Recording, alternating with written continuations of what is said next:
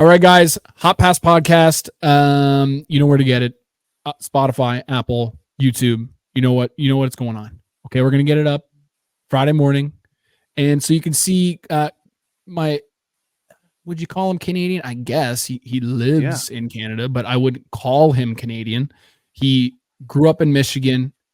He lived down almost in Mexico, then goes back up across the border. And I guess you can call him Canadian. He's on the podcast. He probably sounds more Canadian than me at this point. Has he had all dressed chips? Has he had ketchup? We will find out. So Chris Werme's on the podcast. You can go on YouTube, see his interesting glasses he's wearing. You can see me wearing my Detroit Tigers stuff. A couple of Tigers fans here. We don't really follow baseball much, but we're having a good time. And we're drinking beers. And at Furlong Eric _ at Chris Werme 15. Chris, how are you, my friend? Man, I'm great. Living the dream. Unfortunately, out here in British Columbia, winter's setting in. I think we got about 2 inches of rain the last 2 days, or you guys say millimeters of rain.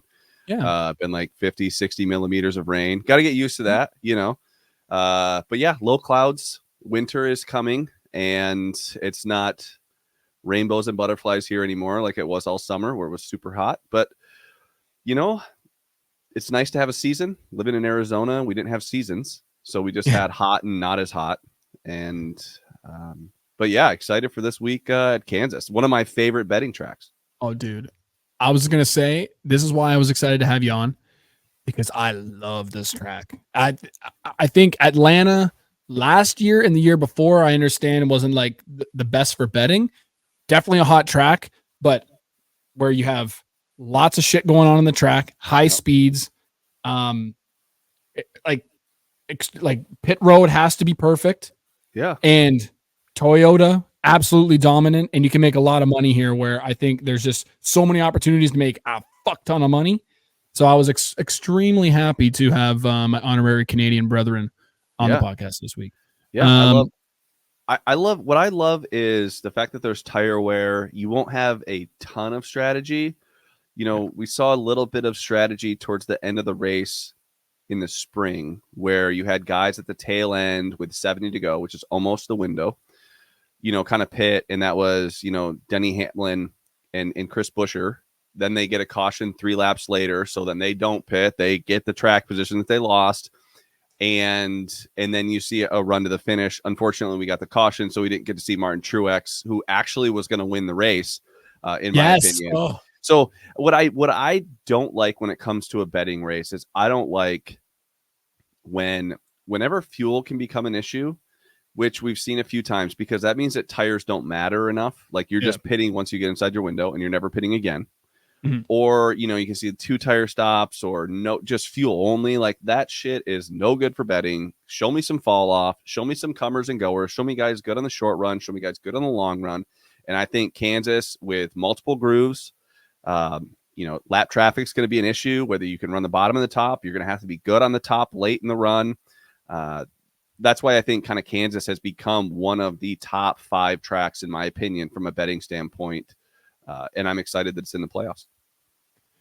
Yeah, if they ever take this out of the playoffs, I think you're high, man. At least with this car, they better replace it. If they're going to do that, you have to replace it with a Darlington or a Homestead. Because now that your Homestead's out next year, you have to keep something like this, a high tire wear track where, most of the time you're going to pit for 4 tires. I think it's just really important to have that 1.5 miles, because it is the most common size track in NASCAR. You should have it in the playoffs. You should test that in the playoffs. Who's good on a 1.5 mile track? And we're going to find out this weekend. Yeah, I think there's plenty of opportunities. I think 1.5 miles, probably the best racing in the world right now. And I think Kansas brings that. We'll talk a little bit about trucks first. We'll dabble a little bit into Xfinity. You guys can go listen to the NASCAR betting preview show and go listen to that. My full breakdown of Xfinity. I personally think it's a wait and fucking see. But I'm already on Eric Almirola and Sheldon Creed, but you can go listen to the show. Sheldon Creed, for the love of God, let's please get it done for once. I think we've all been screaming this for the last 2 years. Just please, but go listen to that. I'm sure Chris has some sort of hot take or whatever. At some point, we'll talk about it briefly. Maybe. Maybe. I got futures on him. I'm feeling nice. Okay. Okay. And then we'll talk about Cup. So Truck Series, I don't even want to talk about the odds. I think they're absolutely disgusting. You have Corey Heim at like plus 130, plus 150 on a lot of books. You have Christian Eckes, where I'm not gonna lie, it's not one of his best tracks. No. I mean, he has been also extremely fast recently. I think he's jumped to being the favorite for the championship. But that's short tracks, right? That's what we've seen in the Truck Series is Heim and mile and a half or longer. At Pocono, Heim was the best. So, and then you get into these mile and a half tracks. It stays with Heim, but you get into the short tracks. Eckes has kind of had that nailed throughout the entire season, but we have seen an emergence of Lane Riggs, and you're seeing him priced. He's not. I don't know if he's getting the respect he deserves quite yet, but I think we'll get there. I could see him winning another race before the end of the season. The only thing that gets in my head is how extremely hard it is to win 1, 2 in a row. Yeah. And to go 3 in a row, but those have also been short tracks. So yes. I think that's one thing is I've seen a couple of people that are heavy on Lane Riggs that go to 3 in a row. I think there's a lot of guys that are extremely fast. You have Corey Heim, you have Nick Sanchez, Taylor Gray, so on and so forth that are going to be battling. And I think at Lane Riggs, I'm going to wait and see. Yeah, agree. Well, because I can't get on him early. Okay, so Lane Riggs wins the last 2 races, and from what I've seen, I didn't bet the previous race at Milwaukee, but I did. I was pretty heavy on Lane Riggs last week. Thought he was the best truck in practice. You think when they opened him up at 12-1, do you think that books thought that, oh, no one's going to bet this guy? No, they knew. They knew exactly that there's going to be a time. This guy's won 2 in a row. You're going to open him up at 12-1.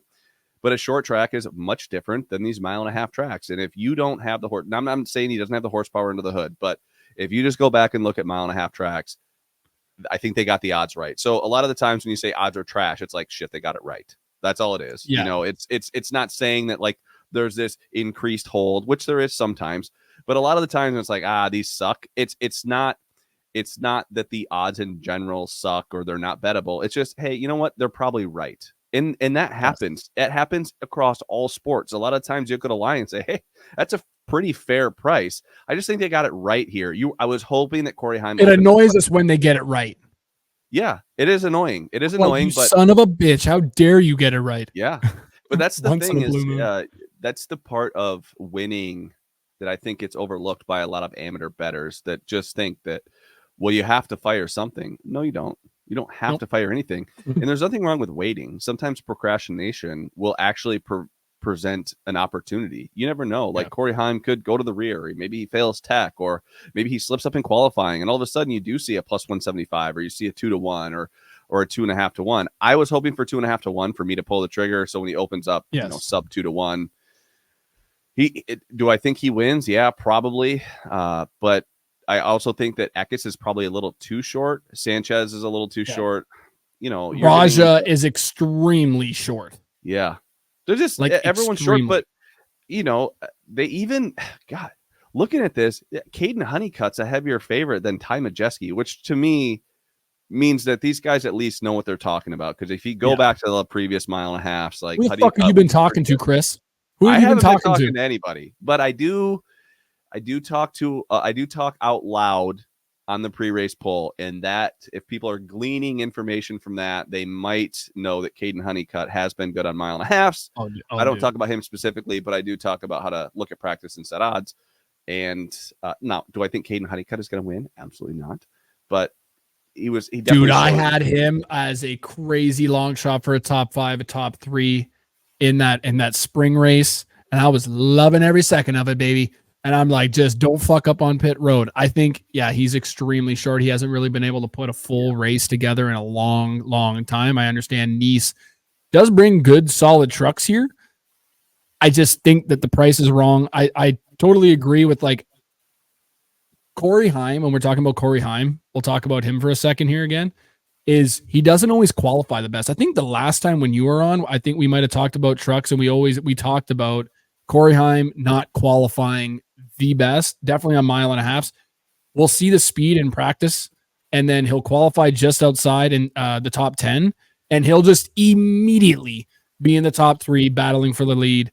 So Christian Eckes can lay down a lap. Raja, Nick Sanchez can lay down a lap. So we might be kind of screwed, and I think when it comes to those guys is maybe a live bet.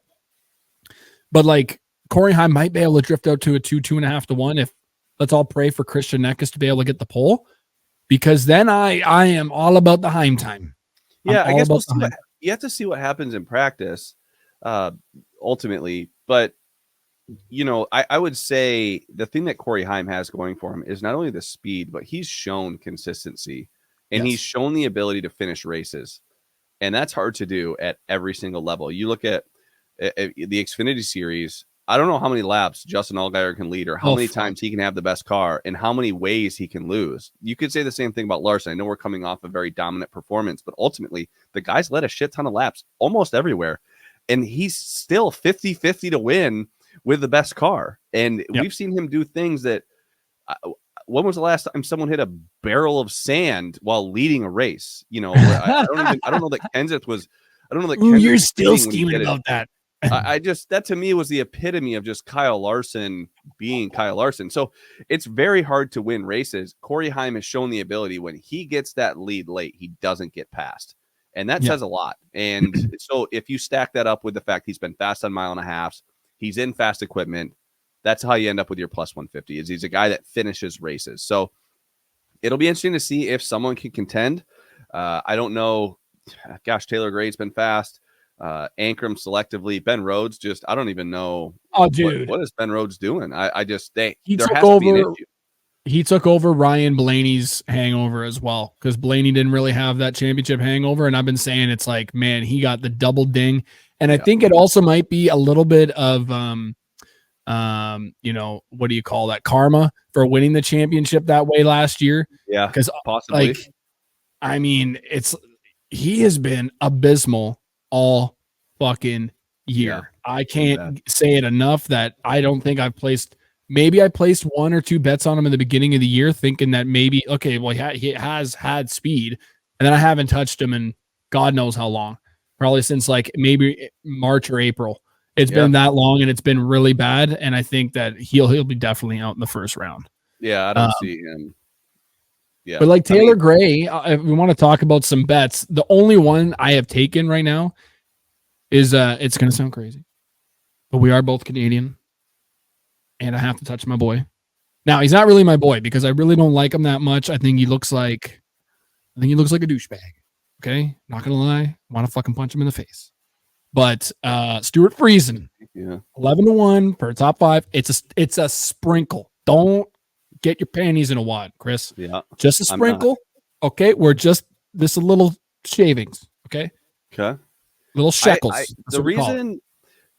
So I guess to like steelman your opinion on Stuart Friesen, very successful dirt track driver, and a lot of the times when you start ripping the top, start ripping the high line, ripping the boards, as the kids say, you're driving off that right rear, which is what you do often when you're dirt track racing. So if it does turn into that type of race, which it could, I could see him running fast lap times. Unfortunately, he just loves to disappear or make a mistake or have an issue in practice. It's like you're starting last. He's a guy, in order for him to be in the mix, he can't start 18th and work his way up. You know how there's guys to compare it to the Cup Series, Larson's going to be passing cars. Doesn't matter where he starts. He can start 5th. He's going to be passing cars to get to 2nd.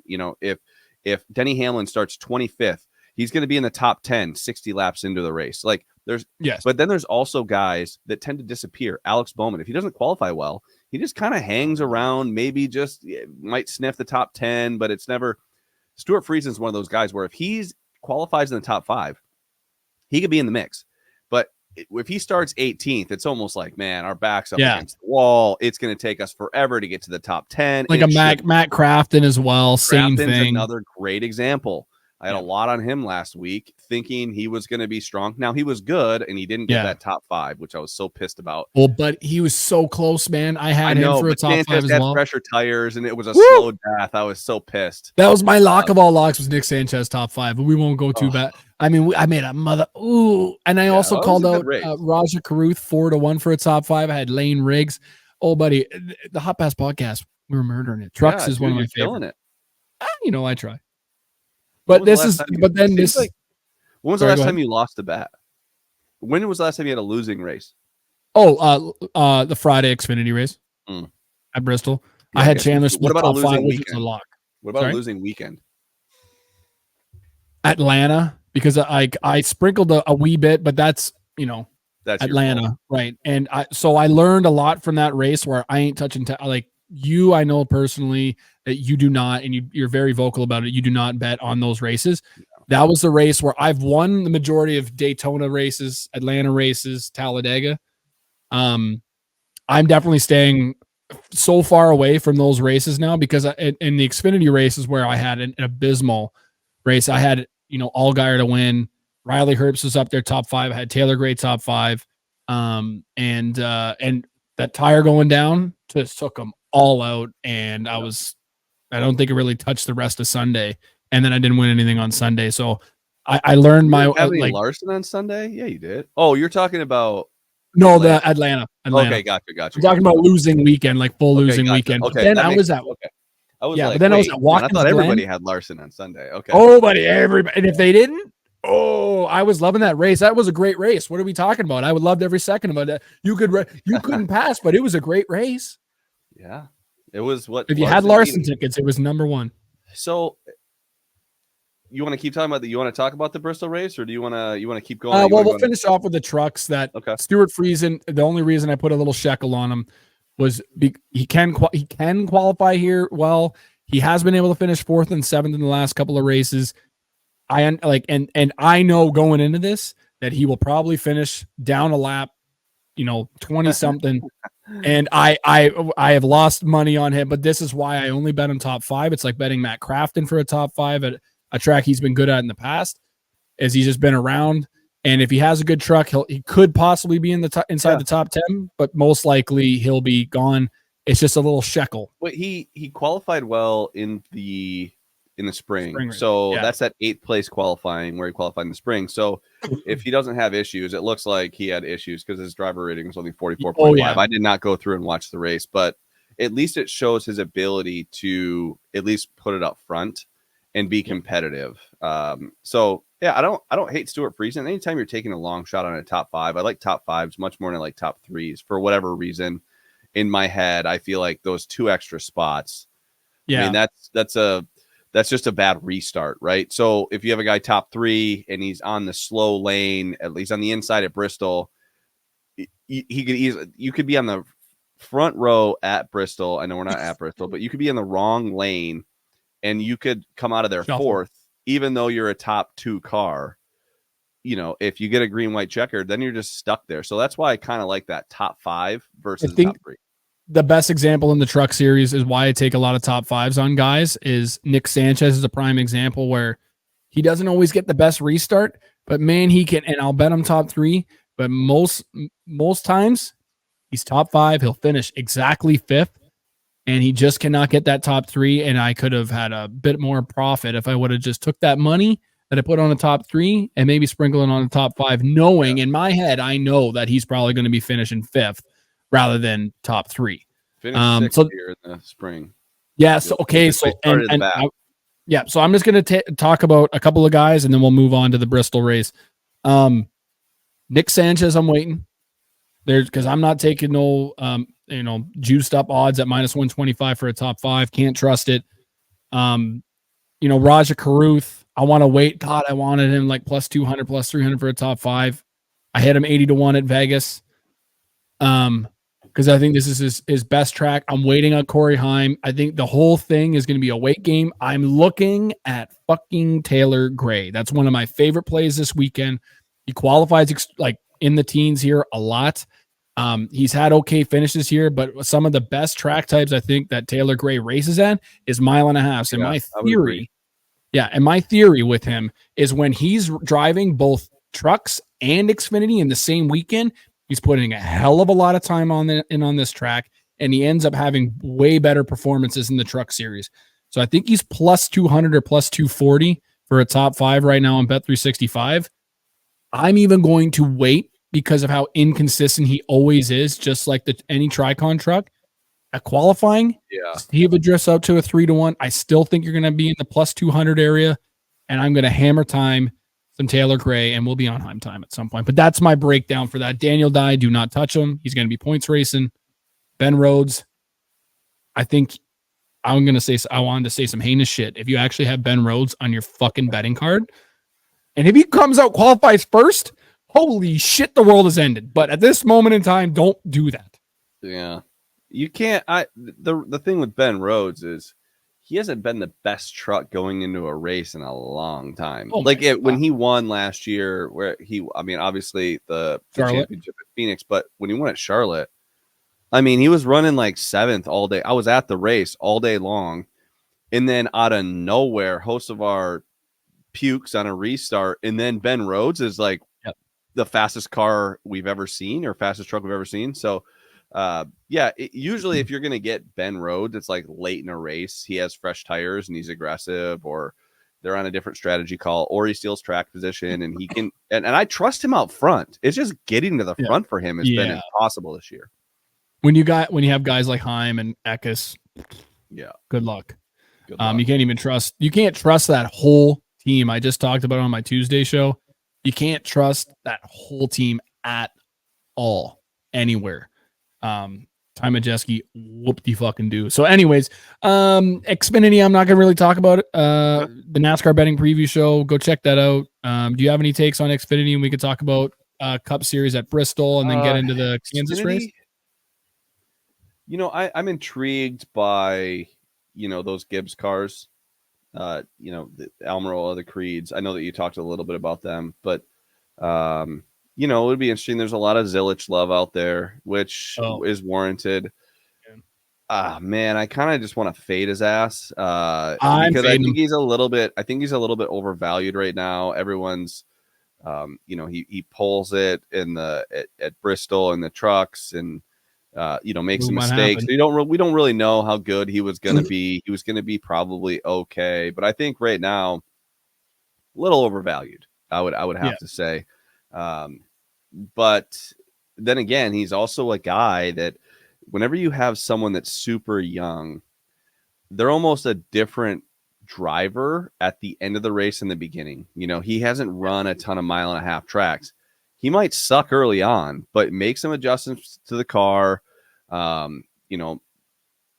Obviously have open communication with the crew chief and make sure you're making the right adjustments. And then who knows, by the end of the race, maybe he's running 5th or 6th and running fast lap times because he just doesn't know. He's young.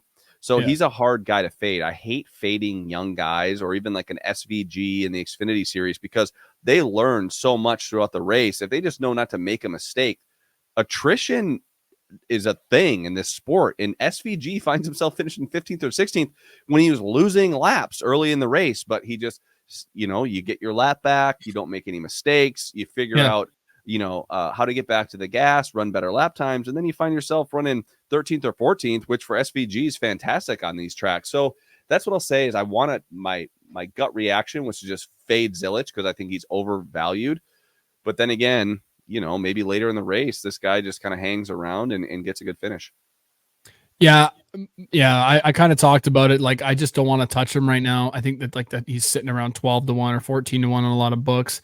I kind of talked about it briefly that I think if he's in the way of a playoff driver and he's in the lead and say Creed's coming or the only thing is Junior Motorsports, but I even think like Sam Mayer leaving and if Sam Mayer's coming, who's good on 1.5 miles, go listen to the betting show.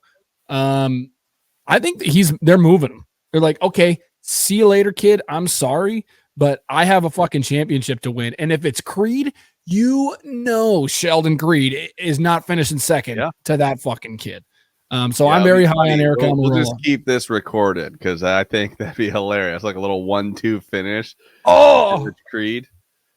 But I agree. I think you have to, when betting in the playoffs in NASCAR, you have to know where the incentive lies with the driver late in the race.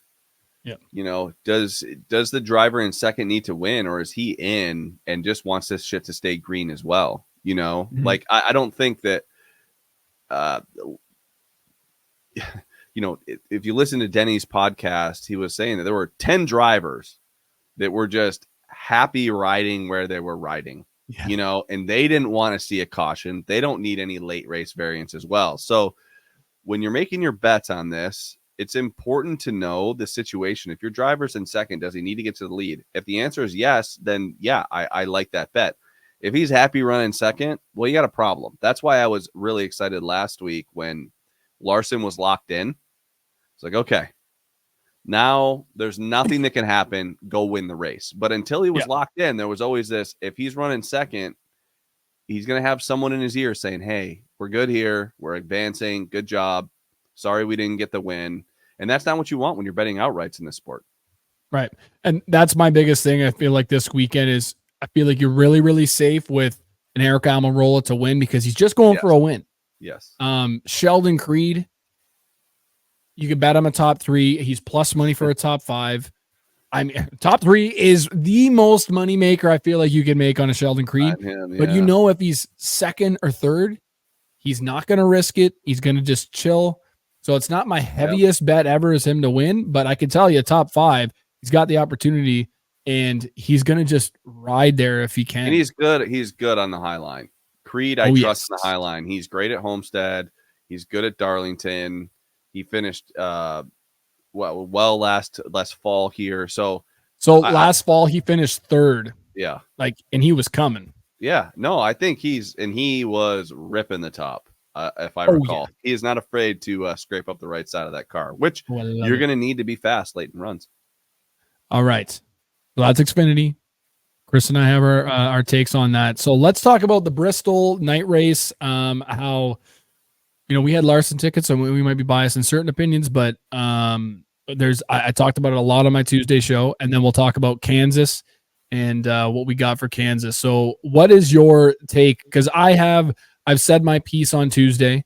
I kind of said that, you know, I think like the Xfinity race was extremely boring. I don't think you could pass. Then I think it came to the Xfinity or the NASCAR Cup Series race. I predicted the night before it was going to be an absolute snooze fest. We knew it. Just after seeing Xfinity and hearing Denny's opinion on what happened with the tires in the spring, saying that it was temperature, and we all had the theory of it. We all knew it was going to be boring, but we all were kind of excited to the possibility of the tires boarding and stuff. I think we all got excited, but we seen 99.9% of short track races. They're all the same. They're snooze fests. And I think we had a little bit of, you know, possibility of some sort of excitement going on, but I had that feeling it was going to be boring. We saw Larson's times, and you know, I wasn't shocked. So what's your opinion? I know you have a lot more knowledge than me. You read books and things, and you have fancy glasses on, and you have hair, and you dress more like a Canadian than I've ever seen any Canadian, where you have a backwards meshed hat. Yeah. So talk to me there, Michigan. Yeah. So when it comes to the race, you know, I try to look at it through multiple lenses. One, you have just the NASCAR fan.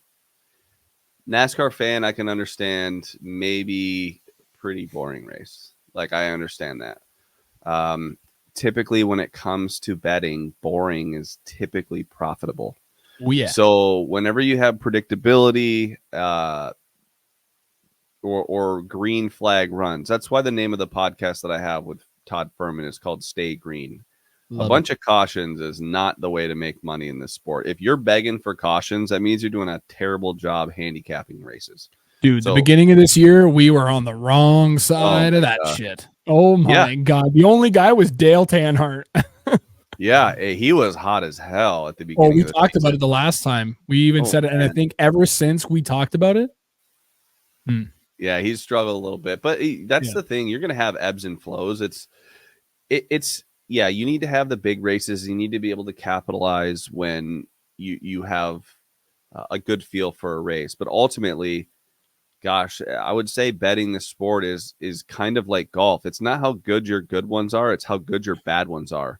And if you can eke out a profit, or you can eke out a weekend where, man, your reads weren't there, but you didn't lose that much, or you kind of stayed around even, man, those are as rewarding and as important when you look back at your season as the ones that were the big winners. Because a lot of the times when you have a feeling on a driver, it wasn't Austin Cindric at Gateway was not your, oh, I just had a hunch. No, you got lucky that Bell blew an engine and Blaney ran out of gas. Okay, that was luck. Don't confuse. Or Austin Dillon. Yeah, or Austin Dillon, right? Like, don't get confused with like chance and success, right? Don't be fooled by randomness. So it's hard when you have a guy like Kyle Larson who goes off at such a short price to make a shit ton of money. You know, I was having this conversation with my wife, and she's like, well, why wasn't Larson a couch bet? I'm like, because he was 5-1. Like, it's hard. You know how much I have to bet in order for this to be like such a profitable race? I have to take on a lot of risk, and you don't want to take on a lot of risk at Bristol. But ultimately, as a gambler, you know, it was lucky for Larson because he never restarted not leading. You know, normally at Bristol, we'll see a caution with 20 to go in a stage, and or 30, where half the field will pit and they'll flip the stage. They won't pit at the caution. And Larson was not in a spot where he could give up stage points early in the race. So if there was a caution with 30 to go in a stage, Larson would have been staying out trying to win that stage. Yes. However, the way that the cautions fell, they fell with like 5 or 6 to go in the stage, meaning everyone's going to pit, because if you don't, you are getting pinned way back there. So it was a very lucky race. Yes. Did Larson have a great car? Absolutely. Did anyone go up and challenge him? No. Do we know how good the 5 car was? Probably not, because if he did restart 5th, he might have been good enough to get back to the lead. We don't know, but I know that I was listening to the radio and it was conserve your stuff, conserve your stuff, conserve your stuff. And while conserving his stuff, he won by 7 seconds on a quarter mile track. So, or quarter mile or a half mile track. So, like there's like this give and take with NASCAR fans, and you try to be as objective as possible. I do think cars as good as Larson's should win races, you know? Yeah. So was it a great race from a fan's perspective? I don't know. We didn't see like the biggest movers of the race. You saw Ryan Blaney started 22nd, finished 6th. He had a great car in practice. Oh, he was phenomenal. Arguably a top 3 car in practice. Bubba Wallace started 11th, finished 3rd. Denny Hamlin 8th, finished 4th. Other than that, gosh, you didn't have many big movers. Ryan Preece started 14th and finished 7th. That's a low-key great run for that team. Dude, and if we had another 10 laps, I had him 60-1 for fucking top Ford. Like, he was moving, baby. Ooh, Ryan Blaney and Briscoe were falling off. And I saw that, you know, I was like, maybe Blaney, I know. And I was like, Blaney's got a great car. Yeah, the guy that I was worried about that I saw that was just hanging out there all up there all day was Briscoe. And I was like, I don't think he even had he definitely did not have a race winning car, but I was like, man, Preece is moving. And I'm like, looking, I'm going, he might fucking get these guys. But Ryan Preece he can race there. I think one of my favorite bets of the weekend. I mean, we talked a little bit in DMs or on social media. What was it? Michael McDowell, I think qualifying. I don't even know why they had this matchup last week, but Michael McDowell over Daniel Suarez. Like, I don't know why that was a matchup. I have friends that don't watch NASCAR that they took the stage. These are all the people that fucking probably moved the line for stage 1 Kyle Larson, because they took that bet of locks of all locks. And I told them, bet the ever loving shit out of Michael McDowell over Daniel Suarez, because that man will be down a lap so fast. And then it was Briscoe over Kyle Busch. Yeah, I had as well. I was like, easy. And it played out. I was hoping that it was going to be a boring race, or you needed long green flag runs. Like, you need at least one. It's the best whenever you're taking someone and the premise is, I think they're going to go a lap down and get stuck. You need a long green flag run to start, because here's what happens. If that doesn't happen, let's just say you get a caution after 20 laps. There's 0 downside risk for the team running 28th to come down pit, put on 4 fresh tires, make an adjustment, and get back out there. that just saves them so much time. And it's way harder to put a car a lap down. Let's just say it's 30 lap pressure tires. Even if the cars are all the same and there's not that much fall off, your car is going to handle way better with 30 lap pressure tires. So you need that first run to be a long green flag run. Let's get them pinned. Let's make sure they're not the fucking lucky dog to come back and bite us in the ass, because that happens all the time. The guy I bet on, or the guy I bet against, I feel like it's the lucky dog 8 out of 10 times. And so I bet against Suarez. And as soon as he like puts Suarez a lap down, which takes forever these days, he's like the new Ryan Newman. Larson was having a hell of a time, man. He talked about it on the radio. They said, well, your right front tire was cording. And that's what Cliff Daniels said to Larson. And he goes, so just so you know, how can you deal with that moving forward? He goes, well, I can pass a 99 a little faster. Like that was, he's like, I just got to waste less time passing Daniel Suarez. Yeah. So, but yeah, that was a good bet. I definitely think that I played the McDowell one. I did not play the Kyle Busch Briscoe, but that turned out to be a great bet. Ultimately, you just need that long green flag run. If you're trying to get them to pin a lap, because the last thing you want is that caution 30, 40 laps in where the leader stays out. And the next thing you know, you got everyone from 20th on back pitting, taking 4 tires. It's so much harder to put them a lap down. When I saw John Hunter Nemechek immediately fuck up, I went, oh no. Yeah. It's happening. No. And then it went to back to, it worked out. John Hunter Nemechek doing Nemechek things, baby. Yep. Absolutely. So yeah, I think there's a lot of different ways to look at that Bristol race, whether you're a driver, a fan, a bettor. And I think there's, I don't know what we can do. Obviously I do think it is the car, but I want that. Can we just bring that soft tire that we had at Richmond, that option tire, and at least just give it a shot? Yeah, I wish. That's where I run out of intelligence, is actual cars. I don't know much about cars. I don't know much about tires. You know about making money, baby. I know a lot about lap times and trying to make money. But, I just saw that Brian Murphy, a good friend who works for RFK, tweeted, I can't wait till we give these cars another 250 horsepower and they still can't pass.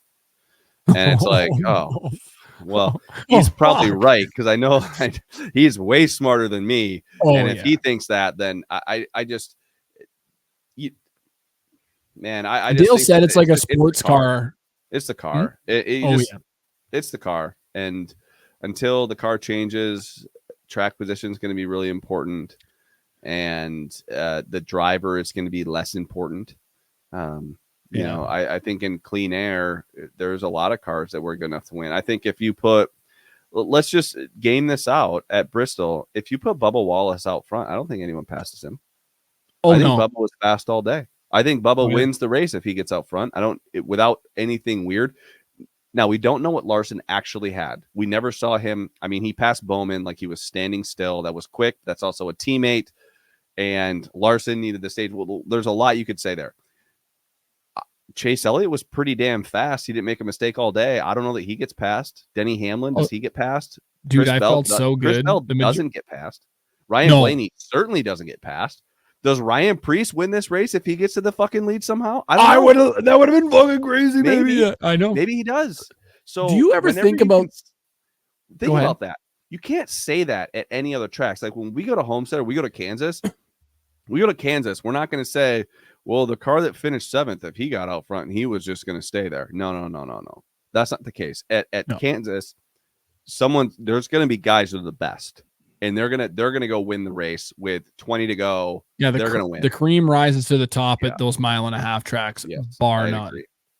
I think a lot of these short track wins, I almost feel like at this point with this car, maybe at some point, a lot of us, unless you're a Larson fan, might take those out as like, well, you couldn't fucking pass. So like, they might think less of those wins at some point down the road. I'm just trying to think of like, I'm not, the biggest fan of Larson. But I would say on the same token that you can't pass would be, you still got to get to the lead somehow, which means you got to put together the weekend. You can't qualify. So outside of Ryan Blaney, who started 22nd, he was the only guy that started outside the top 20 and had a decent finish. I guess you could say Austin Cindric started 27th and finished 13th. Outside of that, or not 13th. Oh yeah, he did finish 13th. Yeah, he finished outside good. of that, no one from the 20s really moved up. Zane Smith started 33rd, finished 16th, but there were not big movers. You look at a guy like Michael McDowell, he was just methodical all day long. Started 18th, finished 11th. He picked up a spot or two a run. He didn't make any mistakes and just kind of had this, let Gibbs make his mistake. Let Truex make his mistake. But gosh, there just weren't big movers. You don't see people like even last year though. Larson started 36th. He got to the lead.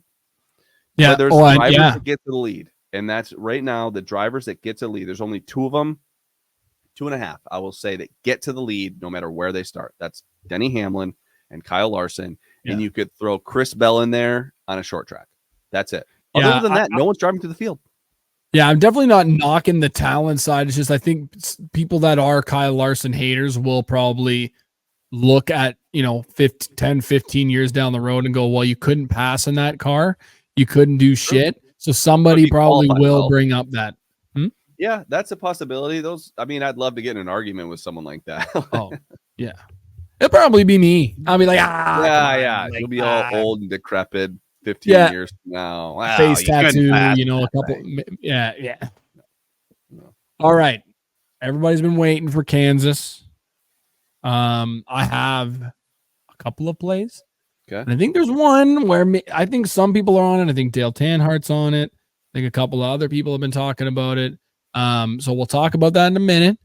But give me your breakdown of how you like to bet Kansas. I know you're usually a guy that might take 1 or 2 bets before practice and qualifying, and then you usually wait. So I know you like Kansas. What's your leans and how you usually like to bet Kansas? Well, a lot of the times, I guess I'll just kind of start from the beginning, is so many people will message me, when your so-called friends.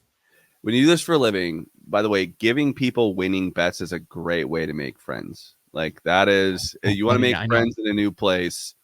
Just say you bet for a living and give them a few that win. You'll have friends. They just show up.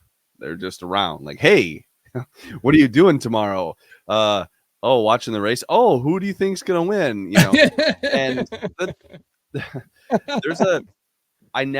when people say there's a big difference between who's going to win and what's the best bet. Those are 2 different things. And a lot of the times when someone says, who's going to win, I'm like, well, I think like this weekend, if I had a gun to my head, if I had to pick someone, I would take Kyle Larson. But would I bet him at 3.5 to 1? No, hell no, absolutely not. So the best bet and the person I think that's going to win the race, those are 2 different things.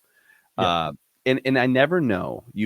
I think it was the odds opening. Obviously, this market's gotten way more efficient. The odds makers have gotten better, whether it's through traders, whether it's through podcasts, or just the more relevant information is more readily available. Whatever it is, odds have gotten a little tighter.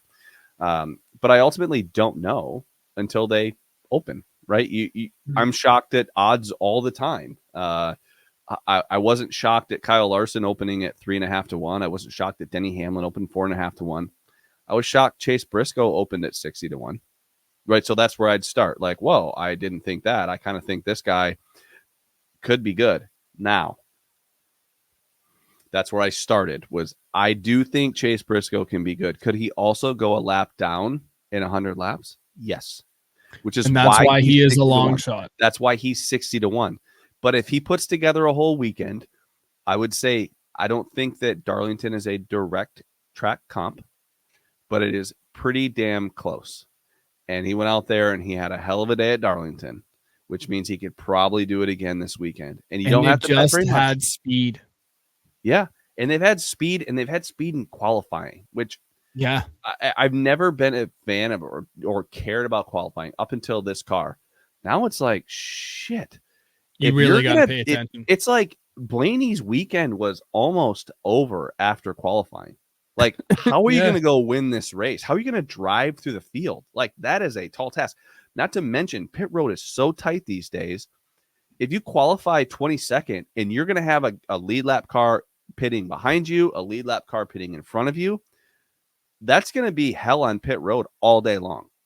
So it is so hard. You have to unload fast. I think that's the key. You have to show up with the best. You have to show up in practice and be good enough to qualify in the top 10 and be competitive. You don't have time to go work on the car.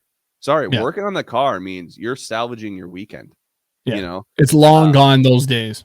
Those days are gone where it's like, oh, we had bad qualifying, but the 48 car in Jimmy Johnson is going to be just fine. Yeah, well, no shit. Those days are gone. Like, it's hard to qualify 25th and say, oh, we still have the best car. We're going to go out there and get the like. No, you're not. You got. I'd love to see somebody try and make that argument. Yeah, it would be. Yeah, there's no one making that argument. We don't care about qualifying. That's not a thing anymore. No, and that was Brad Keselowski's Achilles heel. Of course it was. And for the longest time, and when he 100%. Puts it together at Darlington in the spring, you're like, okay, I can afford to put money on him because he actually qualified well. Correct. It's like on a consistent basis, you have to pay attention to practice times. Yep. But once they qualify bad, fucking good luck, dude. Good luck. I don't even care if it is a mile and a half. You can take him in matchups, but to win the race, that is tough. Man. That is tough. So I guess I wasn't really as dominant as Denny and Kyle have been here. It's really hard to when the two favorites are 3.5 and 4.5 to 1. It's really hard to find value in that 10, 12, 13, 14 to 1 range. It's just really hard because you're anticipating Larson and Hamlin, one of them qualifying in the top 3 or 4. And they're going to keep a lot of that win equity. Their odds are going to stay depressed. You're better off just waiting till practice because Chris Bell 10 to 1, unless he pulls it, he's probably going to be 10 to 1 or more, depending on where Larson and Hamlin qualify. And that's just where you have to be at this point in the week is, okay, where am I going to pick off some value? If Alex Bowman qualifies well, we saw him do it last week. He was still 20 to 1 when he reopened. So why would you risk taking him at 29 to 1 if you are fairly certain that he's going to be 20 to 1 or 18 to 1 if he pulls it? Like, why make that bet? So your goal at this point in the week always is just try to beat the market. The last thing you want to do is take a guy like Tyler Reddick, and I'm just throwing out this name. This is arbitrary. I don't think Tyler Reddick. How dare you? I did take him. Yeah. How dare you? So if you took Tyler Reddick at plus 680, which is what I'm seeing just on the site that I have pulled up in front of me, and he qualifies 22nd and he's 12 to 1, you're so far behind the 8 ball. Like, what you want is a guy like, I don't know, Joey Logano's 25 to 1, maybe qualifies top 8. I'm not, this is just an arbitrary thing. This is not what I'm thinking. But if he goes off at 10, 12 to 1, well, now you have reduced the hold that you need to pay in order to bet other people. And that's the goal. And that's why I picked out Briscoe as kind of the best outright price, in my opinion, going into the race. Yeah, I saw him at 66 to 1 on Bet Rivers as well. And when we talked about it through our DMs, I was thinking about it, but I'm like, I mean, I'm gonna hate it if he does qualify well. And I got friends that work for Stuart Haas, and I'm just like, I can't. If he wins, he wins. Okay, for me, it's just like if he wins, he wins. And I think it's a great line.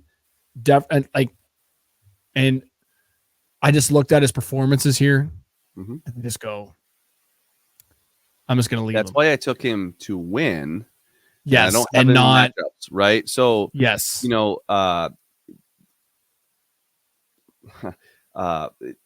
it's hard to explain. I don't see a world where he goes off higher than 60 to 1, right? So that's what you're looking for, right? So even if he qualifies 25th, okay, he's still going to be like 60 to 1. He's not going to go up to 120 to 1 because they're scared. Yeah, they're not going to give it out there. They're not going to put a playoff driver unless it's no, obviously like a even Cindric. I don't think that they'd put him that far. No, they're way too scared for that. Suarez,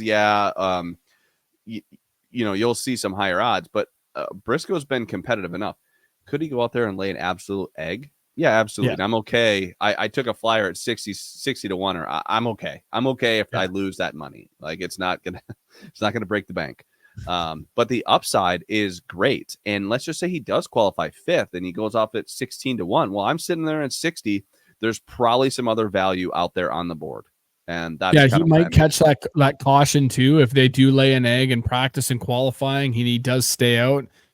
Kansas is known for tire wear and guys blowing tires. So if he does continue to stay out long and a guy blows a tire like Bubba last fall or whatever, with probably arguably the best car, you can catch those breaks. And I think if they do lay an egg in practice and qualifying, I think Briscoe could get that option of being able to stay out. He was also the third best car at Darlington, and he won there. He had a driver rating of 127. He had a lot of fast laps. He started third. He put together a whole weekend, and that's what you need to do at this track. So I didn't have him at Darlington at all, not even a sniff of him. But I was kind of like that. I had him like top Ford. Oh, you did? Oh, well, yeah. I had him in like 25 or 30-1 for top Ford. Oh, well, that was a great bet. I mean, I think it loses if Blaney doesn't get wrecked by Truex on lap 2. I was having we could split hairs all day long on that one. But Truex. Ultimately, I do think now Buescher was not a lead lap car in the spring, but I think that this team has found speed, much like Ryan Blaney found speed last year towards the end of the season. So I'm banking on that. And you know what? If he doesn't, it's 60-1. I took a chance. I think his odds should be more like in the 20-1 range. Yeah, I don't mind that, and the logic behind it makes sense, right? So for me, one of my favorites, and I feel like what we've seen a lot of, at least with Buescher, gives me hope for this bet when it comes to non-playoff drivers winning a race, and a guy that has had fucking speed, the only speed it seems that this team has had at all this year is on 1.5 miles. Yes. Just on long green flag runs. It seems like he lets go of the wheel and he's just like, fuck this car. I'm pissed off enough. Fuck this car. Kyle Busch. He was a top 5 car all day in the spring. I arguably definitely top 5 at Vegas, had a pit road penalty early on in the year. I don't know what he had at Charlotte. Michigan, a great car at Michigan.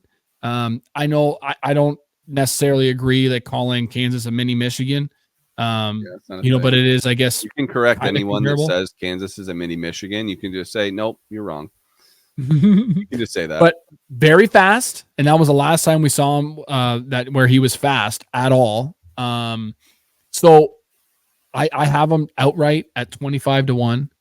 Little sprinkle just to get, because he did qualify in the top 10 in the spring. So a little sprinkle on there. And man, it seems like I think he was top 5 at, and not a very comparable track, but he was top 5 at Indy as well. And late in the race, snapped loose and just let go of his car as well. So as long as he decides to hold on to the steering wheel. What you have to avoid with Kyle Busch is him going a lap down early and just quitting. Yeah. Or him just being the first caution. Like, if you can avoid those two things, I love Kyle Busch. I think Kyle Busch has made me more money than any other driver in this sport, period, full stop, end of story. So I still love Kyle Busch. I still think he's as talented. He's a top 3 talent in the sport, in my opinion. I'd still put him up there. Everyone's talking about Larson versus Verstappen. I'm not saying Kyle Busch is Kyle Larson, but he is damn close. And dude, you put Kyle Busch in that number 5, buddy. He's winning races with Cliff Daniels. Come on. Oh yeah, dude. Without question. You could have won potentially at Bristol with that car. Well, thank you. Well, thank you. I appreciate that. So you're sucking my dick, dude. What's going on here? Well, Hot Guy Podcast. Hot Ass Podcast. I will say I like Kyle Busch. I haven't seen enough as of late. There was speed at times. I just haven't seen it recently. I don't know how that factors in. But the other thing with Kyle is, we're seeing this 25-1 price. yeah, we might miss some value, but if he unloads fast in practice, said this is the best car I've had all year, and they put him at 12-1, I will pound 12-1 in Kyle Busch in a good car. Whereas I if Chase Briscoe unloads, like, oh, this is a great car, and he goes off at 12-1, I'm going to go, Chase Briscoe probably there is a should never talent be level. There's one of those things where I am willing to actually lay a more expensive price than a guy like Kyle Busch, knowing he's good. I have no problem doing that. My issue is we don't know what we're going to get when he unloads. Like, is he going to be a caution in practice? Like, that's been a thing for him this year. So that's why I put a little sprinkle on him to win, just to get a little dip my toes. I just want to dip my toes now, and because if he does unload, I'm the exact same way. Holy shit! You open higher than if it's 12-1 or longer. Oh man. Yeah, I am all in. I got no problem with that. Yeah.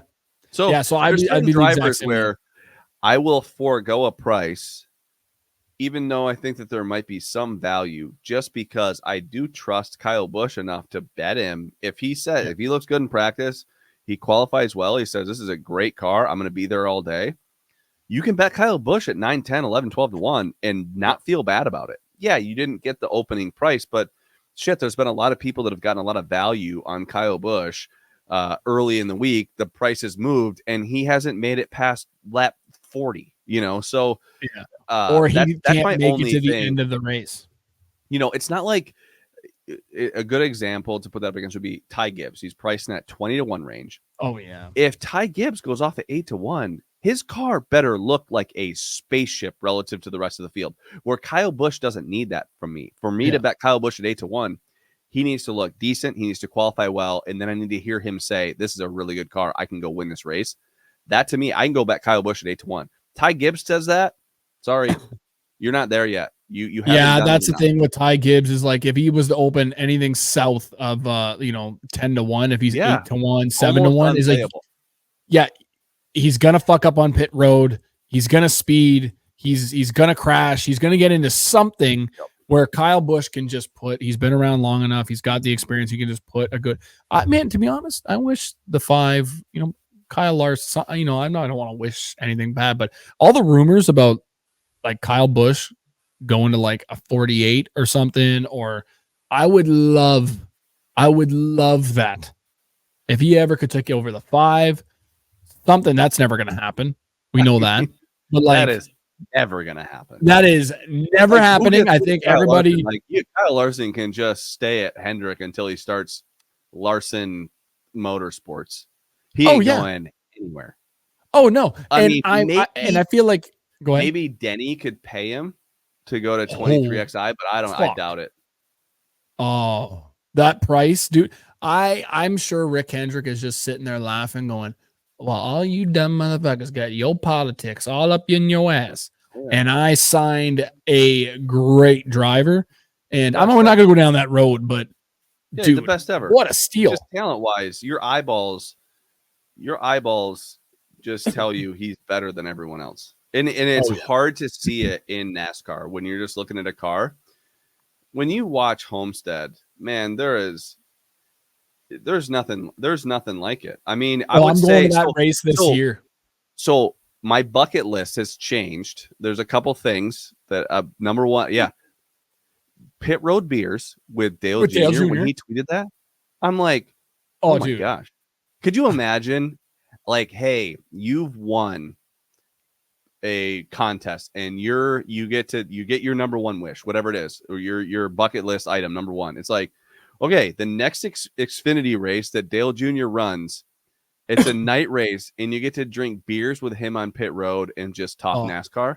That's it. That's number one.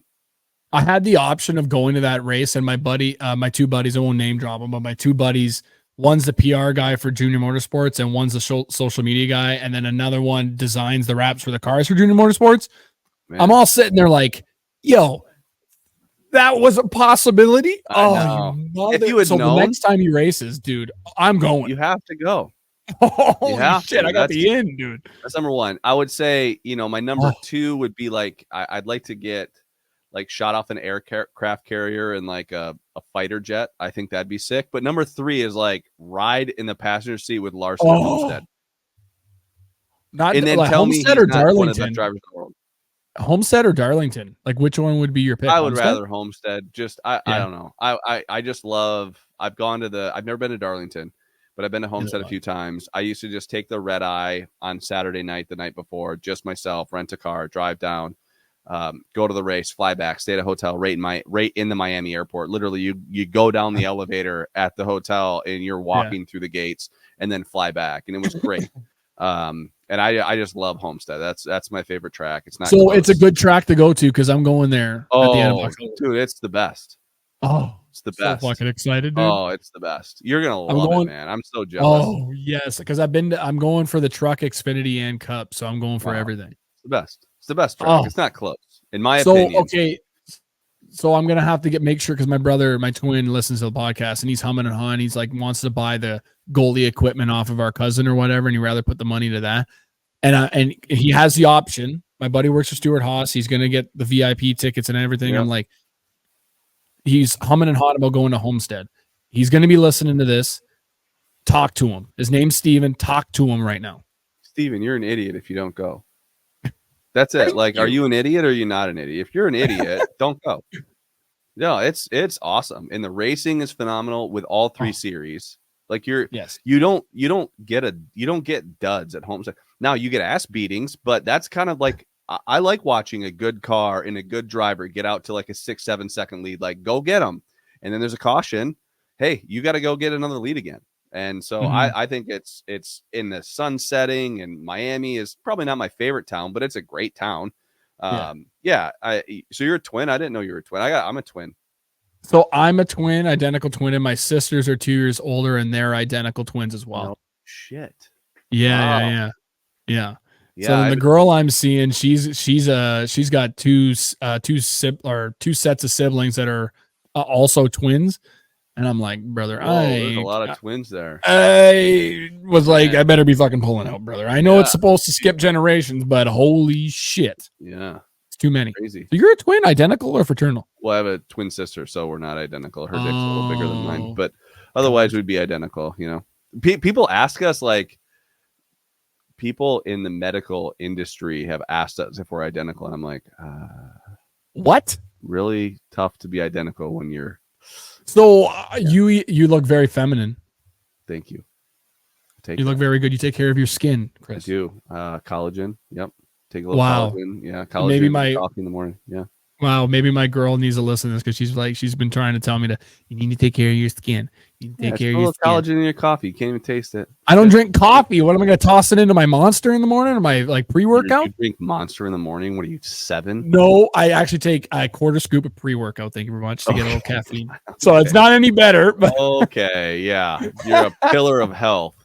Oh, buddy, I used to drink so many Monsters, but that was years ago with like not sugar free either, just like just belly on me, baby. Yeah. Oh my god, I know a couple of guys that are millwrights that drink 4 energy drinks, like 4 Monsters or Rock Stars, no food throughout the day, and 2 packs of cigarettes. And the guys are like 32 or 33, and they look almost 60. Yeah, that's a recipe for disaster. So collagen in your Monster. Got it. Collagen in your Monster. Well, you won't taste it, so that's good. Give you a little bit of protein, and great for your joints. You're not old yet, but you're going to get old. Your joints are not going to feel good. So take it from the wily. That is the crazy thing, is I'm like the old guy of the NASCAR Twitter gambling world. I'm the old guy. How old are you? I'm 39. Wow. Yeah. You're not. Are you kidding me? Freaking Zach from Highline Betting and Code fucking Ryan from Win the Race and Greg Mathern, they're all getting up there. Oh yeah, you're right. They're all Maybe old I'm boys, just the adult. Right. Maybe I'm just the adult. That is wow. Maybe I'm the adult. Hey boys, no, all those guys are. I think the great thing about the NASCAR betting community is it's not like this cantankerous argue. Like everyone has their things that they fire on, and like, dude, I ask people's opinion. I ask your opinion. Where are you at? Like, just you're trying to get a lay of the land, where a price is going to like, I message with Zach all the time. I message with Ryan. I message with Derek Yoder. Like I message with Mark and Sky, but like it's like this working thing. Like, okay, where are you at? Okay, the last thing you want is to, I know, I'm pretty sure people are like, well, what do you think of this guy? I'm heavy on. I'm like, well, I'm betting against him. That would be bad news for I don't want to hear that from someone else either. But ultimately, I've made my decision. Like, I didn't.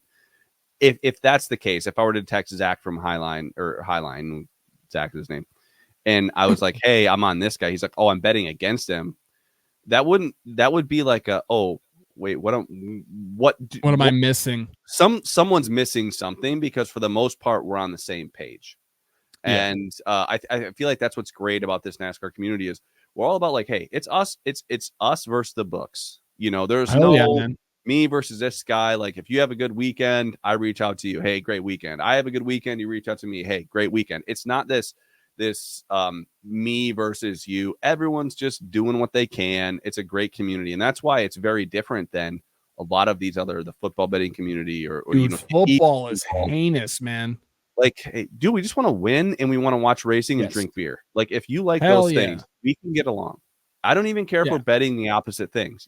I might think you're an idiot for betting against me, but it's a thrift shop, baby. We're in the thrift shop. Yeah, I know. All right, and the thrift shop's been fucking hot. I've been finding all over NASCAR print T-shirts and bags of money in the back of the thrift shop for the last couple of weeks. It's been a good year. Yeah, no, that's why I love the NASCAR community and betting community in general. It's everybody is very accepting. Everybody accepted me this year, and we all get along really well. And sometimes we have different takes on things, and somebody's going to win, somebody's going to lose, and it's a matter of, okay, what did I do wrong? Take notes, learn from it. Don't bet on Atlanta or Talladega or Daytona. Thanks, Chris. I should have listened sooner. Yeah, I know. And then, but we're all very accepting. It just seems like when I listen to, any kind of football stuff or baseball, I feel like we're going, like, everybody's fighting against each other and choking each other out, and they hate on each other if somebody's got a different lean. Like me betting on the Cowboys tonight. Holy shit. Like, I commented something on the Action Network on Instagram, and motherfuckers were coming after me. I'm like, NASCAR betting community, at least. I mean, fans are one thing, but the betting community, we all message each other. Zach will correct me on, Highline Betting will correct me on something if I have a stat wrong or something, but we're all he's only helping me out. He's only helping you. He's not doing it like you're an idiot. It's like, oh, hey, it's actually this. And you, because you have a brain, you're like, oh, I want to be right. So let me make sure I get it right. That's the crazy thing. A lot of it, I would say if I could give any advice to people that are just trying to be a good better or get better or become a professional or just is changing your mind is a superpower, which is why the pre-race poll, I think, is the best betting show that there is. Like, when you talk about sport, because I don't care who's right. Very biased. It is biased, but hear my explanation. Yeah. How many times do you get fact checked, excuse me, in real time? I can ask a question and say like, hey, am I wrong about this? And I know that I have 30 dudes on there that pay attention to NASCAR that are there that can say, hey, you are actually wrong. And I can go from being wrong to being right. And I know that if you chime in, Derek chimes in, Todd chimes in, Zach, Ryan Stevens, Gary, it doesn't matter who it is. I know they're right. They looked into it. And then I can go, oh, we actually need to bet the other way on this. Yes. And you don't see that. You don't see, Billy Walters doesn't have a betting show where he's kind of talking about his positions and they're actually having this hive mind, conversation. And that's the goal and I go in there and I rely on everyone in that show to steer me in a direction. Big Ross, he's a guy, I mean, he's always on there and we always kind of agree on things, but he's also he'll call me out if I'm wrong about something. And so it is really cool to kind of see just that community kind of take action just against the books. And there's no one, I hope people benefit from it, but ultimately I want people to make their own decisions. If you think that Kyle Larson's going to win the race, these things need to happen. And if that's going to happen, you need to get him at this price or better. It's up to you. Then you go do with that what you want. So it is a great community, and but it's hard. It's hard to keep accounts. It's hard to get money down. It's hard to not move lines when I know people that are watching this are able to move lines. And because NASCAR is one of, I have to say, I love it when you tweet at somebody, like somebody will tweet out something along the lines of like, what's the best sport to gamble on or be the most profitable, and you'll tweet NASCAR. It is. There is a lot of value out there, and like, a lane rig's 18-1. Like, you can make, it is one way of being able to truly make a living off of, and it can be very profitable. And you have so many people out there to be able to help you out, be profitable on a weekly fucking basis. Yeah. We're all there to help each other out. I always say that betting one weekend in NASCAR, even if you just bet the cup race, it's like betting the entire NFL season every weekend. Because you have matchups, those would be your games, right? That's your weekly games. You have your groups, those are like division bets. Like you get your plus 240s, plus 250s. Maybe you pay minus 150 on a guy you think that's going to win a group. You also have top 3. That's like your conference championships. Like you can bet that. And then you also can bet the Super Bowl. Who's going to win the race? The Chiefs. And you're not guaranteed you're going to hit it every time. Every week. If you like betting the NFL, you would love betting NASCAR because you're betting the entire NFL season every fucking week. Yeah. And argue with me, I will go to the ends of the earth and argue with anybody about this. It is just different. Yeah, you're not betting on football, but you're betting the same. You get the entire NFL season every single week, and you get it 3 times in some weeks. Like this weekend, we have 3 races. Like, you just got 36 races? No, it's like 100 races. Throw in the F1 races that I bet, throw in the IndyCar races, throw in trucks, throw in Xfinity, throw in Cup. It's close to 100 races a year. I'm sitting at this desk, I'm watching TV, I'm drinking beers, I'm talking with the boys, and I'm making money. Like, what more do you want out of life? Hell yeah. It's the greatest, baby. Wow, you're really selling it. See, I think I do a good job of selling this, but this is why you and I coming together here, okay? Yeah. And we easy to sell when you believe in it. Like I'm not sitting here pretending, like, yes, do I lose sometimes?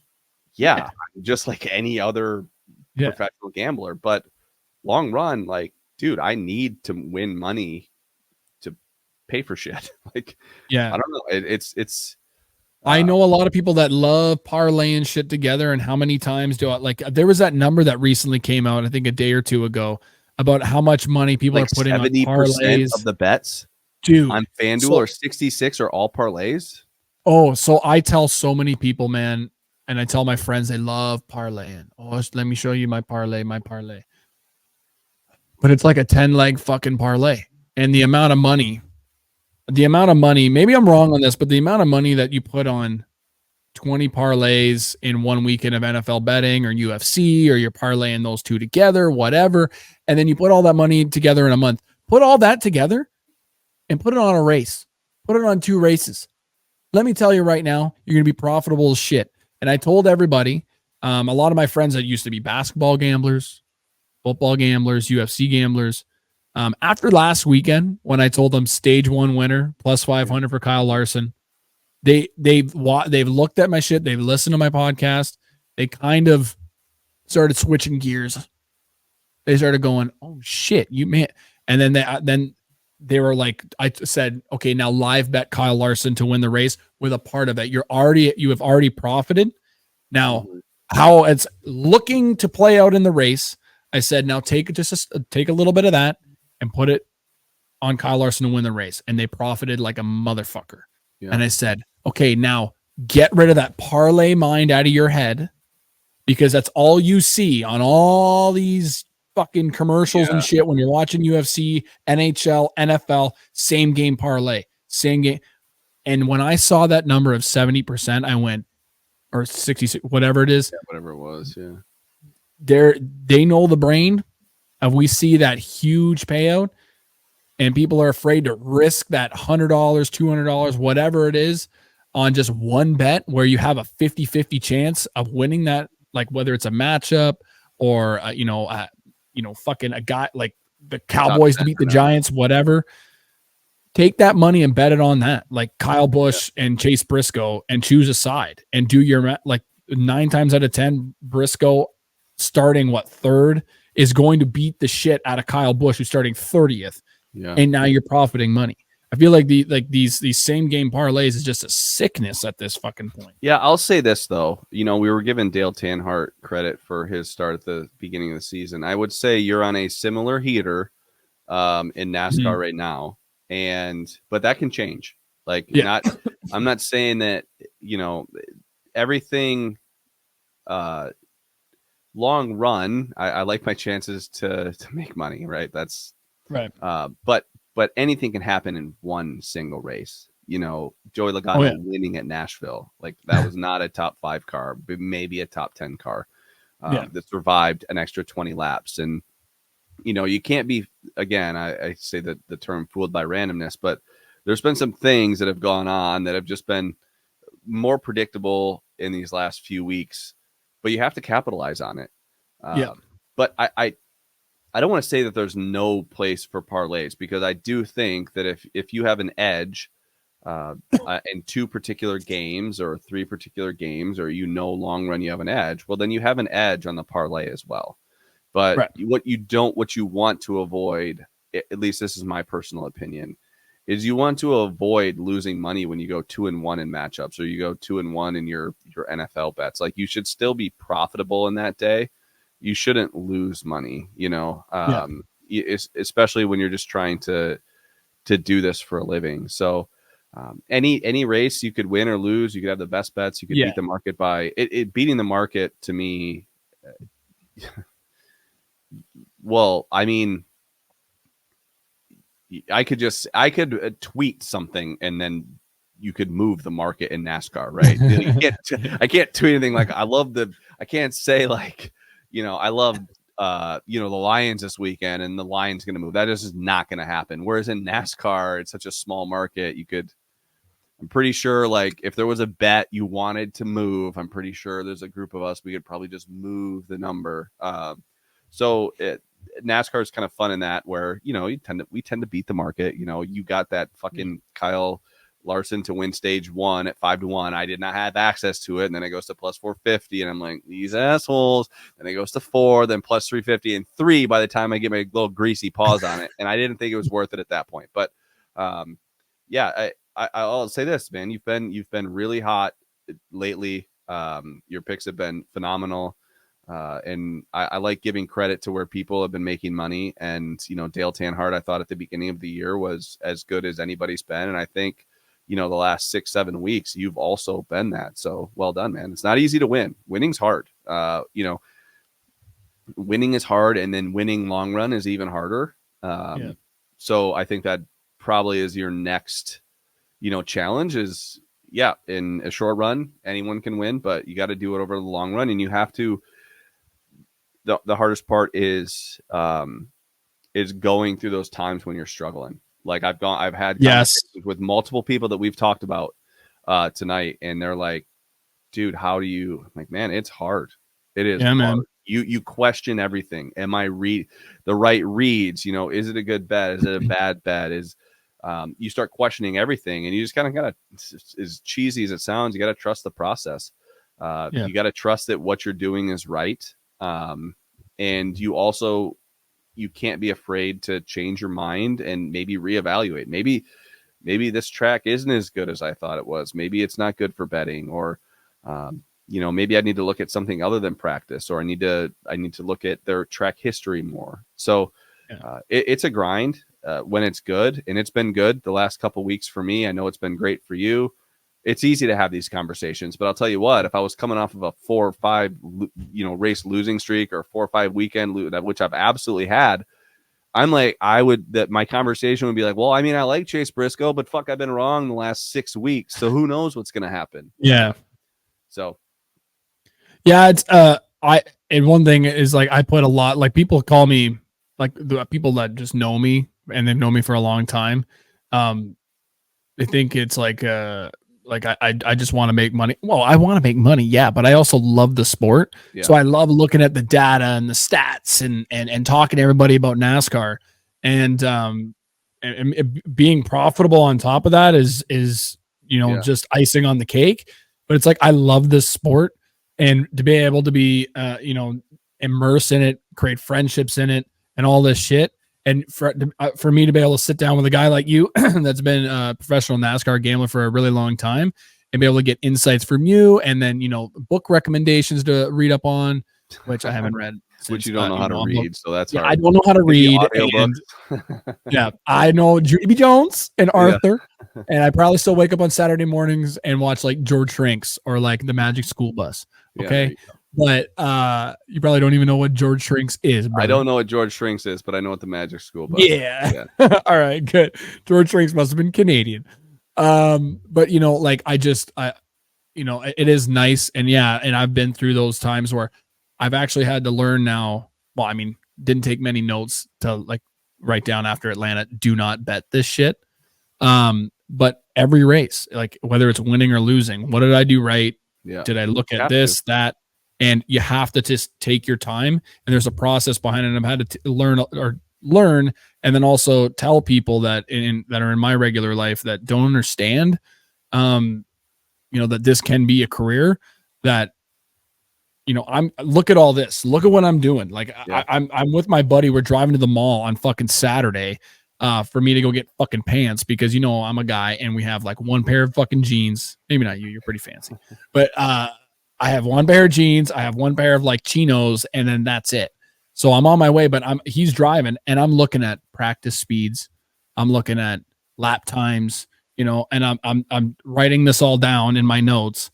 And he's like, "Man, you're really serious about this." And I go, "Yeah, dude. If I want to make a fucking living out of this, I have to take this time." And I'm keeping all these notes for months. So one thing I wanted to ask you, before we end up closing up, was there a time in your life that when you were first starting to get into this, making it professional, where your family didn't understand, your lady didn't understand, and did you have to give them? Because I'm going through that process with some of my family or whatever, is they think it's an addiction. Where how do you separate that? Where like some people think it's an addiction, and where you can make a career out of it? Because I feel like there can be a hurdle with that, right? So was there a process for you? You don't have to open up too much about it, but was there a process? No, it's a great question. It's a great question, and you're gonna see it because it's not socially acceptable to be a professional gambler, right? They think of, when, let's just say someone's we know it's different because we interact with gamblers all the time, but just someone off the street, they're thinking like leather jacket, like slick back hair, like, I like the Cowboys tonight, like that, like this sleazy group, or the racketeering and bookmakers and mafia. That's where like people's head goes instantly, and it's like, no, it's like me with tattoos. People. Yeah. Oh, of course. Yeah, exactly. Dude. Tattoos. It's like, oh man, how many mistakes have you made? Like, gosh. It's hard. I would say that it's hardest in, my family before I started doing this professionally knew that I was making money doing it as a hobby, and I could show, and that's the great part about my family is they're all interested. Like everyone cares. Like my mom is, who do we need for a couch? Like that's every week there's like the couch bet. And my dad now bets on it and develops opinions, and my brothers-in-law, they're like messaging for bets. So I had kind of a proof that I was making money, but to do it professionally, it had to become legal, right? You had to be able to bet enough money. You couldn't just do it on 5 dimes. You actually had to like go through a proper process, have enough money, at least a little bit of a bankroll to get going. But I would say in previous relationships, it was hard because they thought it was a choice for whether I wanted to bet the race or not. And it got hard because they knew when I could just take races off, it wasn't that important. But once you start doing it professionally, like you can't take races off, or you're creating the content side of it where you have to be consistent. You have to do the pre-race poll. You have to do the podcast with Todd. If people want you to come on, the Hot Guy podcast, you got to go on it. So, but in now that I'm a little older, right? I got married at 38. I'm now 39. Got a kid on the way. I met my wife when I was, 4 years ago. there was no, at that point, I was already doing it for a living. So it was every Friday, Saturday, and Sunday, I sit at my desk, I drink beer, and I bet on NASCAR for a living. And if you like nice things, you're going to let me do that. Because if not, sorry, I got to get another job. And if you want me around, then I got to do this. If you want me to go to work, I can go get a job doing anything else. I will say that the addition of monetizing content does help. If you know you have a guaranteed check coming, that helps. I think that, I haven't, fortunately with Todd, things have been good with the podcast, but I'm still trying to make money on the pre-race poll. But ultimately, I just want to generate a community of people that follow and have conversations. So you just have to, man, it's a great question. Because I feel like a lot of people don't talk about it, right? Dude, it is in, when people ask me like, well, what do you do for work? I'm like, oh, I monetize the hobby is what I say. They're like, well, what do you mean? You're like, well, I have a podcast and a YouTube show. And oh, really? What's it about? It's like, oh, NASCAR. Oh, you like NASCAR? Yeah. How do you make enough money? Well, I bet on it too. And they're like, oh, you're a gambler. And it's like, oh, well, has your opinion changed about my content all of a creation? sudden? So I don't know. People care a lot less about, like, they care about themselves a lot more than they care about you. So, I'm sure that family and friends are looking at you saying that I don't know. It's hard. It's just a great question. There's certain people, I don't have the gambling itch. Mm-hmm. I don't even know who's playing this weekend in the NFL. Like, that would be for most people, especially in the gambling world, to not even know who's playing would be like, wait, what are you doing? I just don't care. I don't care. I'd have to bet so much on a football game for me to care that I would never do it. Like, I would never bet that kind of money to care. So I don't know. That's kind of a tough question. I don't know. It is, right? I think you have to say professional and you have to treat it like a profession. There's a good book I know that you won't read called The War of Art, but it talks about being a professional. Send it to me. I'll read it because I might when anything it comes to. Okay, good. Because if it's like Lord of the Rings shit, you've lost me. No, it's but it talks about being a professional and how you're going to come up against resistance. You're going, whether it's your family telling you can't do it or your friends telling you can't do it. There's always going to be something in the background trying to prevent you or giving you a reason to stop doing what you're doing, and you just have to stick with it. And you have to the hardest thing about doing this professionally is the low points. In the book Fooled by Randomness, let's just say you have a 95% chance of making money every year, right? So it's, you get a 1 in 20 shot of not making money. If you look at how much you made at the end of the year, you're going to be happy 95% of the time. So for 19 years, you could just be happy.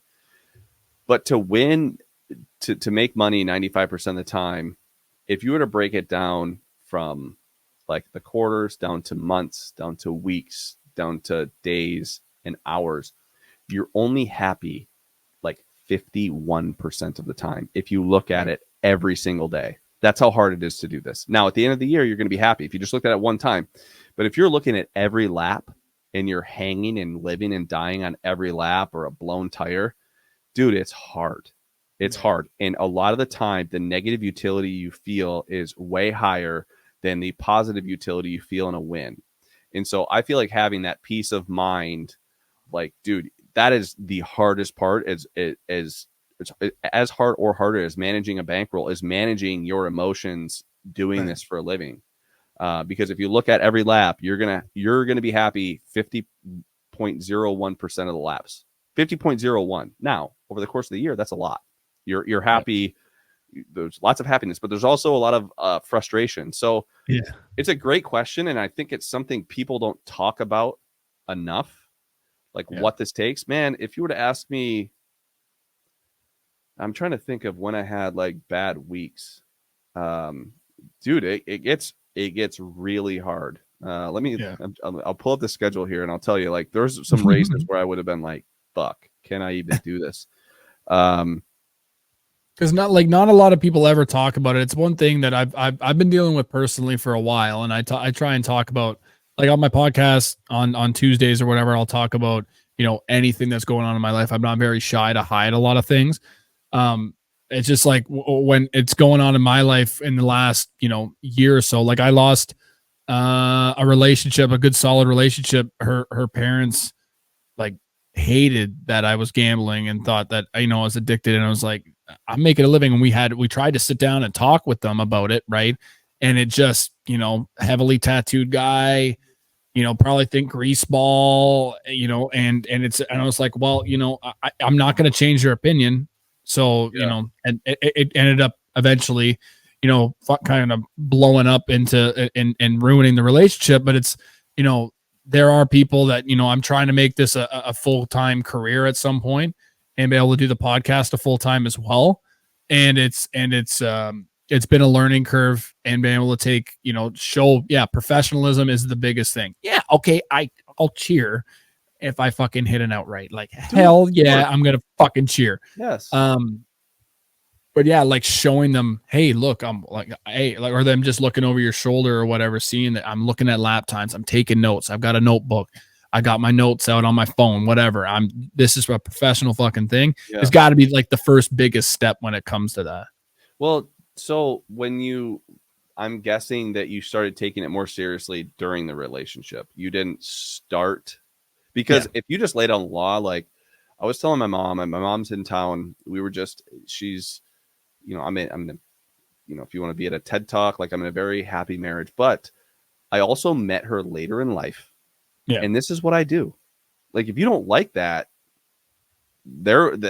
she had plenty of opportunities to leave, like this was not a secret. I didn't just pop this on her, like after 2 years. Oh, by the way, I do a little betting on the side. Like, that's just not a thing.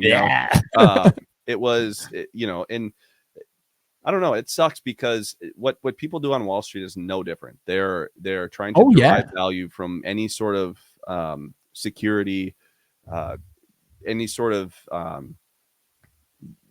investment vehicle. We're doing the same thing. It's just a shorter time horizon, and there's hedge funds that do really well. Obviously, they make more money. They can bet more. They can invest more, but from an ROI perspective, it's really hard to beat what I think this NASCAR betting community has really done. I mean, there's some people that have really fleeced sports books, and but it is I'm very fortunate to have an incredibly supportive family, incredibly supportive wife.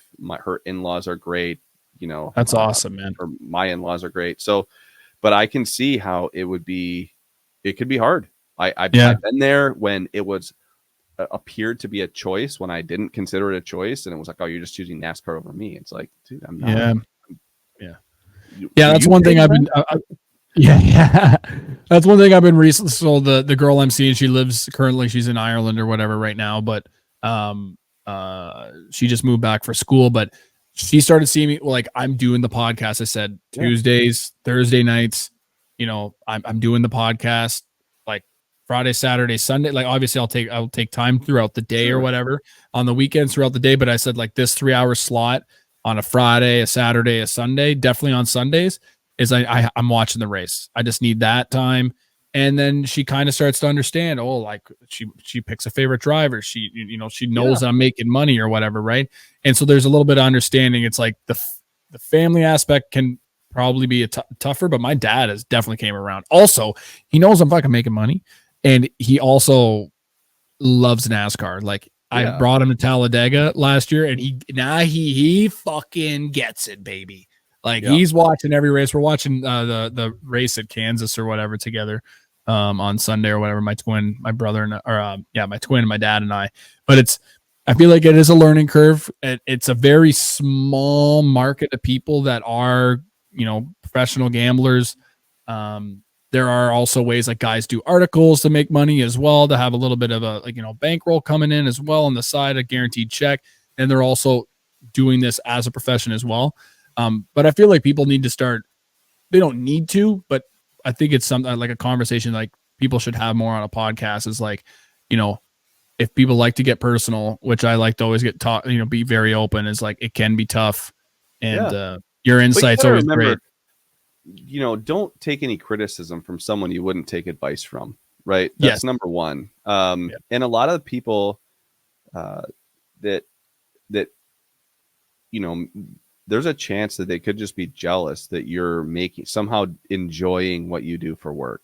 Yeah. Like heaven forbid someone wakes up and they actually like to go do what they do. And Oh yeah. I think that's my measure of success is how much you enjoy. Like when I say I have to go work, it's like I have to go watch some old races. Like how great is And that? have a beer. Like, and it's like this is amazing. So, this would be considered work. I'm here. I'm hopefully growing the brand. I'm hopefully getting eyeballs.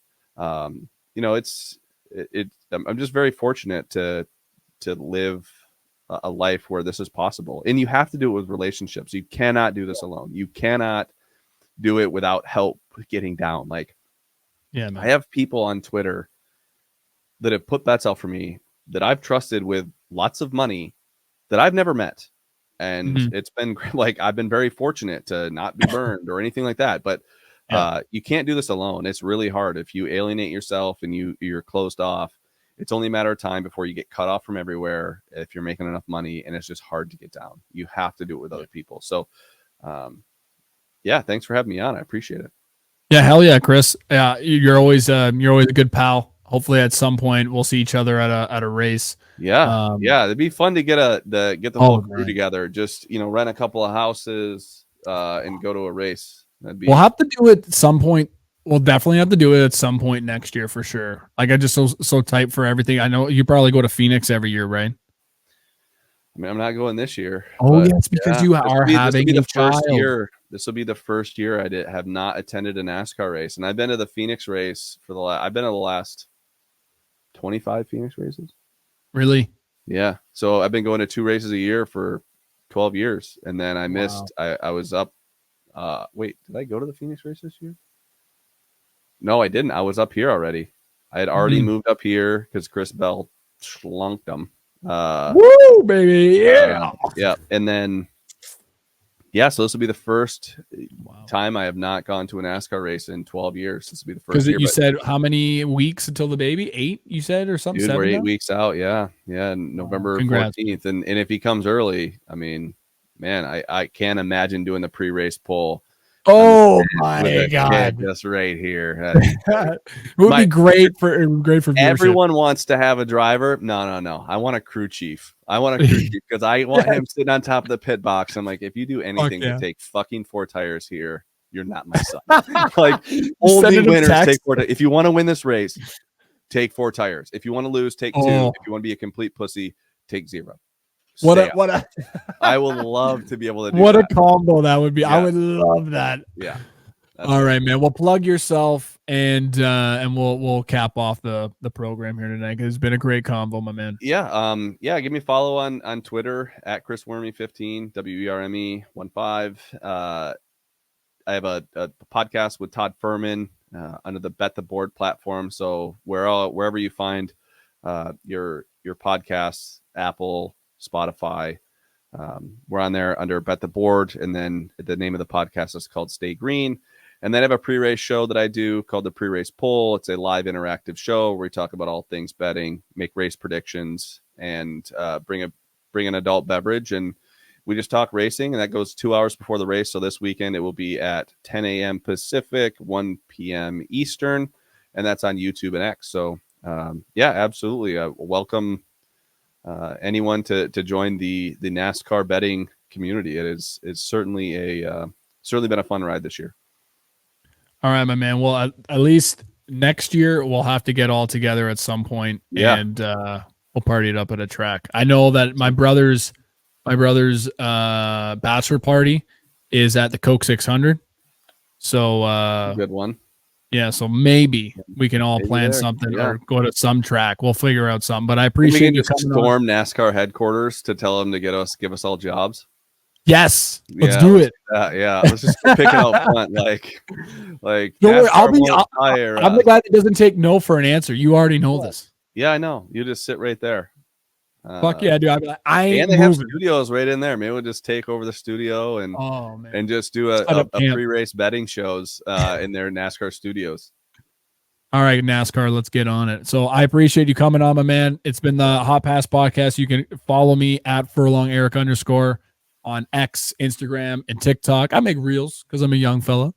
And go to the Action Network. Link is in the bio wherever you find it. This will be available on YouTube, Hot Pass Podcast on YouTube. And Fridays, the betting show. Tuesdays, there's a recap at 5 a.m.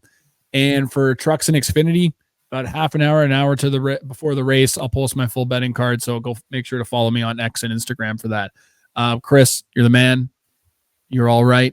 I accept you now into Canada. Awesome. I'll take it. And we'll talk to everybody on Tuesday at 5 a.m.